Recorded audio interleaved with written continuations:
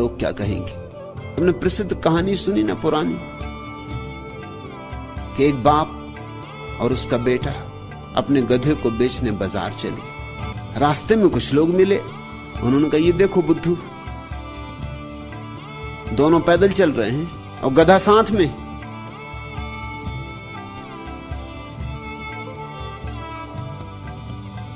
जरा भी अकल हो तो गधे की सवारी करनी चाहिए, जब गधा पास है तो तुम पैदल क्यों चल रहे हो। बात तो जची, ये बात बुद्धूपन की मालूम पड़ती कि हम दोनों पैदल चल रहे हैं और गधा पास है, तो दोनों गधे पे सवार हो गए। फिर आगे थोड़े लोग मिले, उन्होंने कहा ये देखो बेचारा गरीब गधा है, दो दो चढ़े बैठे। कुछ तो दया भाव होना चाहिए।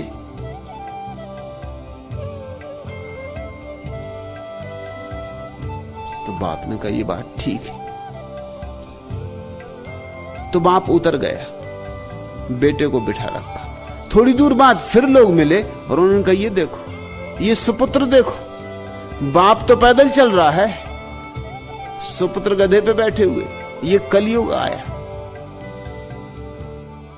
तो बेटा उतर गया, बाप को बिठा दिया। थोड़ी देर बाद फिर लोग मिले, उन्होंने कहा ये देखो, बूढ़े हो गए मगर अकल ना आई, बेटा तो पैदल घसट रहा है, खुद गधे पे चढ़े बैठे। अब तो बड़ी मुश्किल हो गई। बाप बेटा दोनों एक झाड़ के नीचे बैठ के सोचे अब करना क्या। अब तो जो जो किया जा सकता था सब कर चुके, सिर्फ एक ही बात बची। तो एक लकड़ी में गधे को बांध के उल्टा लटका के दोनों कंधे पे लेके चले। अब और तो कुछ बचा नहीं करने को। गुजरते थे पुल पर से, लोगों की भीड़ लग गई, लोग खिलखिला के हंसने लगे कि बहुत सवारियां देखी। आदमियों को गधों पर देखा लेकिन गधों को आदमियों पर नहीं देखा। लोगों का हंसना और मजाक करना, और गधा वैसी मुसीबत में था, उसने जोर से पैर फड़फड़ाए, गिर पड़ा नदी में। गिरे तो बाप बेटे भी, वो तो तैरना आता था, सो किसी तरह किनारे लग गए, गधे से हाथ गंवाया। गधा तो हाथ से गया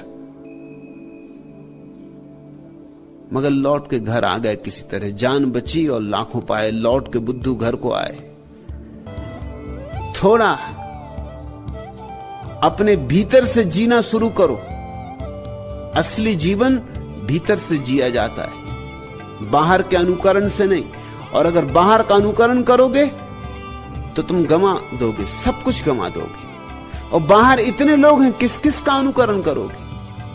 कोई कहता ऐसा, कोई कहता वैसा, कोई कहता वैसा।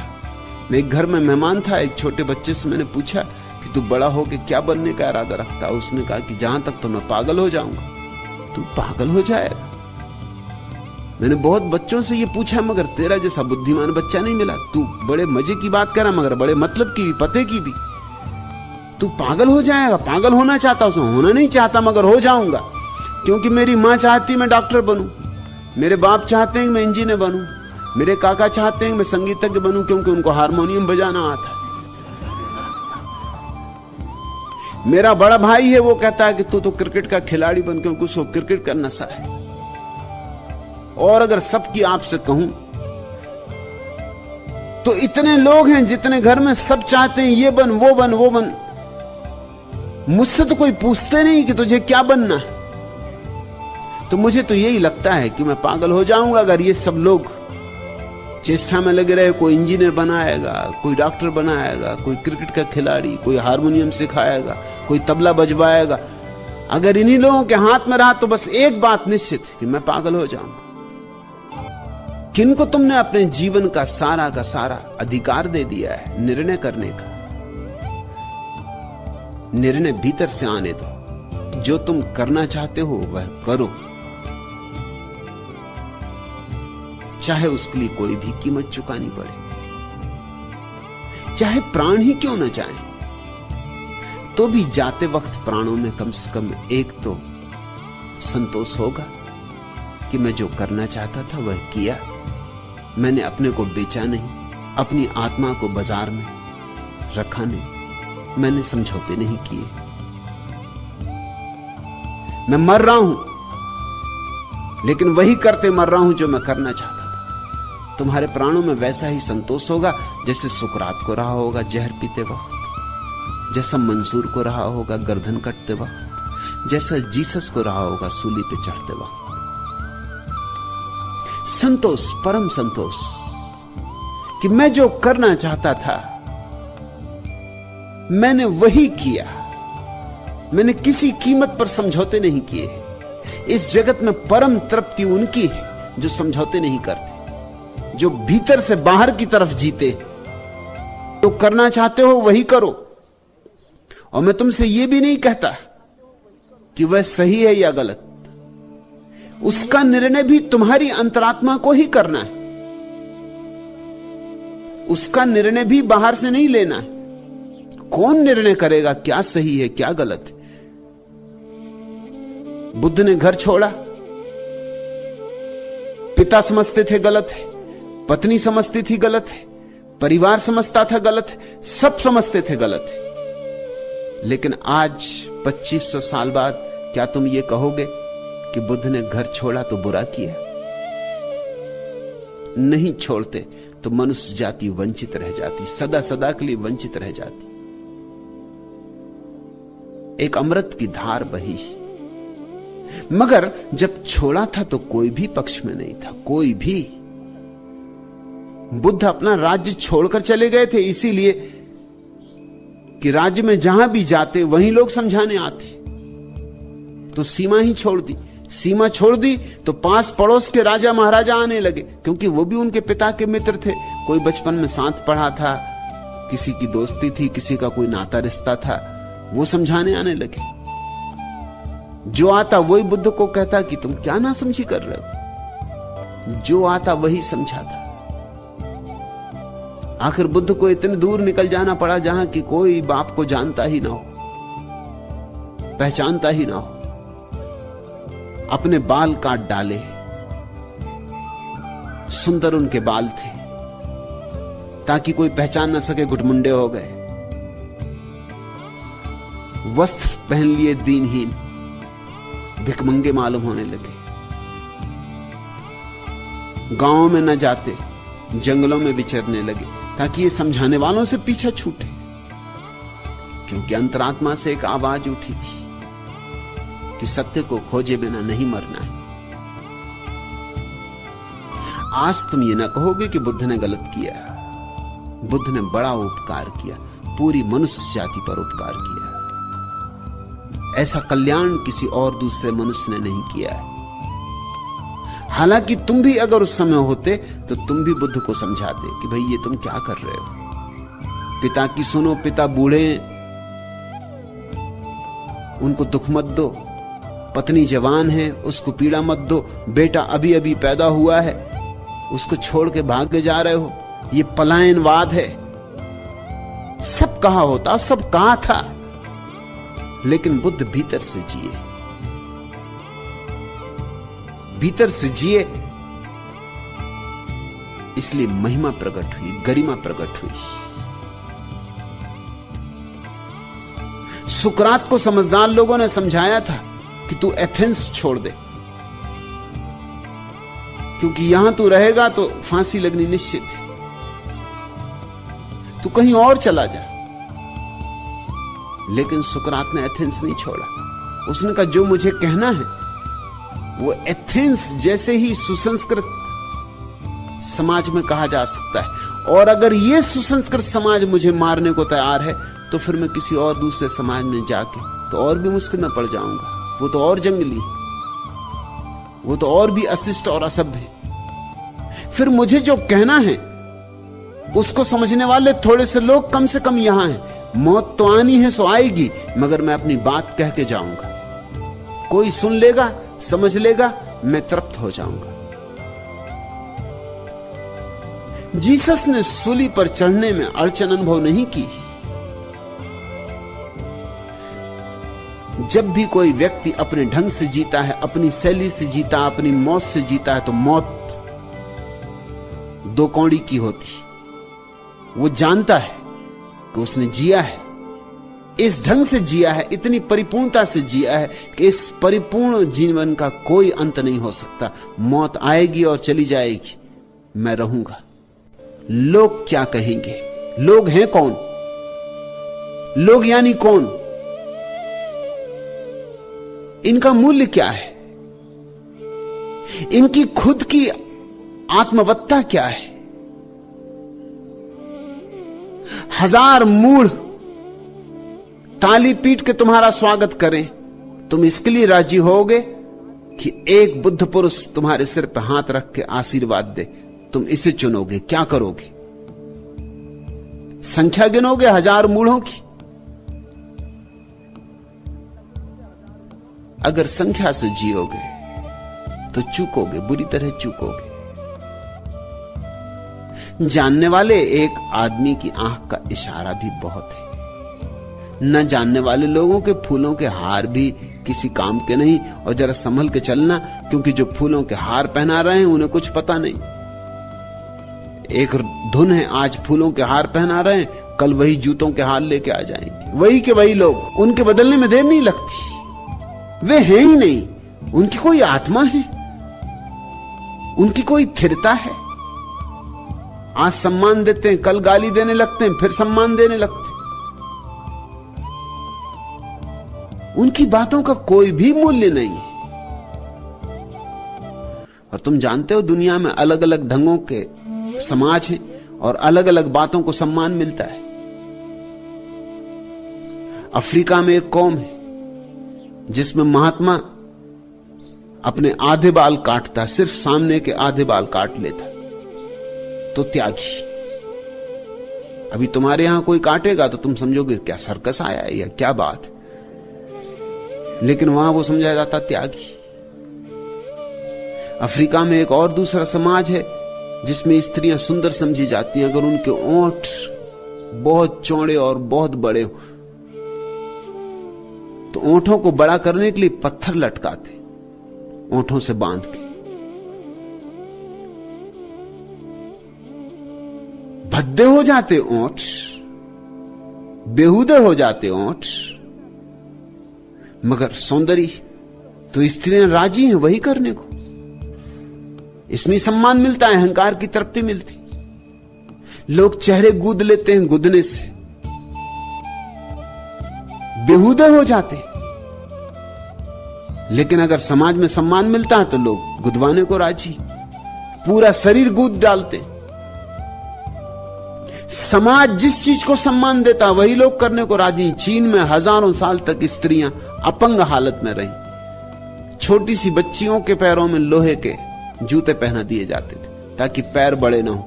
पैर का छोटा होना कुलीनता का लक्षण था, सौंदर्य का लक्षण था। इतना छोटा कि जो सच में कुलीन स्त्रियां होती थी उनको तो दो स्त्रियों का सहारा लेके चलना पड़ता था, क्योंकि पैर इतने सिकुड़े रह जाते, बड़े ही नहीं होते। तो इतने बड़े शरीर को कैसे संभालेंगे? पूरा शरीर तो बड़ा हो जाता और पैर रह जाते बहुत छोटे छोटे। लेकिन स्त्रियां इसको सहने को राजी थी, क्योंकि उनके पैरों की छोटाई प्रशंसा लाती थी। यूरोप में स्त्रियां बड़े ऊंचे एड़ी के जूते पहनती। उतने ऊंचे एड़ी के जूते पहन के चलना सुविधापूर्ण नहीं। जरा चल के देखो तो पता चले। जरा कोशिश करना, चारों खाने चित्त गिरोगे। मगर उसका अभ्यास कर लेती। जितनी ऊंची एड़ी उतना सौंदर्य समझा जाता है, तो उसको भी करने को तैयार है। जैसे स्त्रियां सौंदर्य के लिए कुछ भी करने को तैयार है। ओंठों पर रंग पोते हुए, भद्दे रंग, बेहुदे रंग। और जब दूसरों से लोग सीखते हैं तो और भी भद्दापन और भी बेहुदापन हो जाता है। कल मैं पढ़ रहा था कहीं, एक आदमी ने मुल्ला नसरुद्दीन से पूछा कि अगर तुम अपनी पत्नी को सताना चाहो तो सबसे बड़ी तरकीब क्या होगी? उसने कहा सबसे बड़ी तरकीब यह होगी कि 500 नई साड़ी खरीद लाऊं, कमरे में रख दूं और दर्पण हटा लूं। बस पगला जाएगी एकदम। दर्पण तो चाहिए ही चाहिए। और जितनी ज्यादा साड़ी हो उतना दर्पण साफ चाहिए, क्योंकि दर्पण में देख देख के तय करना है कौन सी लोगों को रुचेगी, कौन सी लोगों को जचेगी। तुम्हारी अंतर्वाणी होनी चाहिए, कोई और नहीं, क्योंकि तुम्हारी अंतर्वाणी से ही परमात्मा तुम्हें सूचनाएं देता है। तुम्हारा असली सद्गुरु तुम्हारे भीतर बैठा हुआ है। लेकिन बड़ी कठिनाई है अहंकार छोड़ने में, और बड़ी कठिनाई है प्रतिष्ठा सम्मान छोड़ने में। सब सपने हैं झूठे, लेकिन बड़ी कठिनाई है। सपने भी छोड़ने में बड़ी कठिनाई होती, और मैं जानता हूं क्यों होती कठिनाई, क्योंकि सपनों के अतिरिक्त तुम्हारे पास कुछ और नहीं।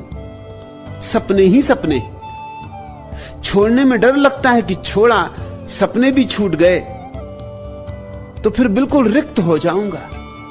ना कुछ से तो कुछ भला, ऐसी हमारी तर्क सरणी। सपना ही भला, कम से कम भरे तो रहते हैं, कम से कम व्यस्त तो रहते हैं। लेकिन मैं तुम्हें यह बात याद दिला दूं बार बार कि जो शून्य नहीं होगा सपनों से, वह परमात्मा से पूर्ण नहीं हो सकेगा। वह शर्त अपरिहार्य रूप से भरनी पड़ती, पूरी करनी पड़ती। तुम्हें सपने छोड़ने ही पड़ेंगे। लोग क्या कहते हैं भूल ही जाना पड़ेगा। न उनका सम्मान, न उनका अपमान, न उनकी प्रतिष्ठा, न उनकी अप्रतिष्ठा। वे जैसे हैं ही नहीं। तुम ऐसे जियो जैसे तुम अकेले हो पृथ्वी पर और पहले मनुष्य हो, और तुमसे पहले कोई हुआ नहीं, तुम्हें कोई राह बताने वाला नहीं। तुम्हें अपने भीतर से ही अपना मार्ग खोजना है। तो धीरे धीरे तुम्हारे भीतर की धीमी धीमी आवाज सुनाई पड़नी शुरू हो जाएगी, और उस आवाज को मान के जो चल पड़ता है पहुंच जाता है। सपने छोड़ो ताकि सत्य पा सको। सपने छोड़ने में कुछ भी नहीं छूट रहा है। सपने कुछ है ही नहीं, ना कुछ छूटेगा, सब कुछ मिलेगा। मगर अभी तो सब कुछ का कुछ पता नहीं है। अभी तो सपनों का ही सब कुछ मान रखा है हमने। कोई तुमसे कह देता आहा आप कितने सज्जन, और चित्त बाग बाग हो जाता, एकदम फूल खिल जाते। और कोई कह देता है कि जरा अपनी शक्ल तो आईने में देखो, क्या गंदगी ढोए फिर रहे हो, कैसा रूप बना रखा है कि बस जैसे फुग्गे में किसी ने सुई चुभा दी, निकल गई हवा, एकदम पंक्चर हो गए। तुम दूसरों के हाथों में इतने ज्यादा कि कोई चाहे तो हवा भर दे और कोई चाहे तो हवा निकाल दे। तुम अपने मालिक कब बनोगे? सन्यास का अर्थ होता है अपनी मालिकियत की घोषणा। परमात्मा ने प्रत्येक को अपना मालिक बनाया है, और जो लोग भी अपनी मालिकियत की घोषणा नहीं करते और दूसरों की गुलामी किए जाते हैं, वे परमात्मा का अपमान कर रहे हैं। उसकी सौगात का स्वीकार नहीं कर रहे, उसकी भेंट का स्वीकार कर रहे हैं। वे परमात्मा के प्रेमी नहीं। परमात्मा का प्रेमी अपने और परमात्मा के बीच निर्णय होने देता है। और मैं तुमसे यह नहीं कह रहा हूं कि समाज को नाहक कष्ट दो, कि लोगों को परेशान करो, कि जानबूझ के लोगों के विपरीत जाओ। ये मैं नहीं कह रहा हूं, मेरी बातों को गलत मत समझ लेना। मैं ये नहीं कह रहा हूं कि समाज कहे कि बाएं चलो रास्ते पे तो तुम दाएं चलना। ये तो औपचारिक बातें हैं, इनका कोई मूल्य नहीं है। मैं तुमसे ये नहीं कह रहा हूं कि समाज का कपड़े पहनो तो तुम नंगे चलना। लेकिन मैं तुमसे यह भी नहीं कह सकता कि अगर तुम्हारे मन में किसी दिन महावीर जैसे नग्न होने की बात आ जाए तो तुम नग्न मत हो जाना। वो भी नहीं कह सकता। किसी दिन महावीर जैसी अंतर्भावना उठे और वस्त्र गिर जाएं तो गिर जाने देना, फिर जो हो परिणाम। पत्थर लोग मारेंगे, उन्होंने महावीर को मारे थे तो तुमको भी मारेंगे। कुत्ते छोड़े थे महावीर के पीछे जंगली तो तुम्हारे पीछे भी छोड़ेंगे। गांव गांव से तुम्हें भगाया जाएगा, वो स्वीकार करना। उसमें फिर रोना मत, उसमें फिर ये मत कहना कि मेरे साथ क्या हो रहा है। ये स्वाभाविक है। लेकिन तुमसे मैं ये कह नहीं रहा हूं कि तुम नग्न हो जाओ। जहां तक बन सके समाज की व्यर्थ बातों में झंझट में पड़ना ही मत। औपचारिक बातें निभा देना, ऊपर ऊपर की बातें, इनसे कुछ हर्जा नहीं। कपड़े पहन के बाजार हो आना, लोगों से जयराम जी कर लेना, बाएं रास्ते पे चल लेना, सामान्य जीवन का जो उपक्रम है उसको पूरे करते रहना। लेकिन अपनी आत्मा को मत बेचना। और जहां सवाल उठता हो कि यहां आत्मा को बेचने की बात है, वहां सब दांव पे लगा देना और अपनी आत्मा को बचा लेना। जिसने अपने को बचा लिया उसने सब बचा लिया, और जिसने अपने को खो दिया वह सब खो देता है।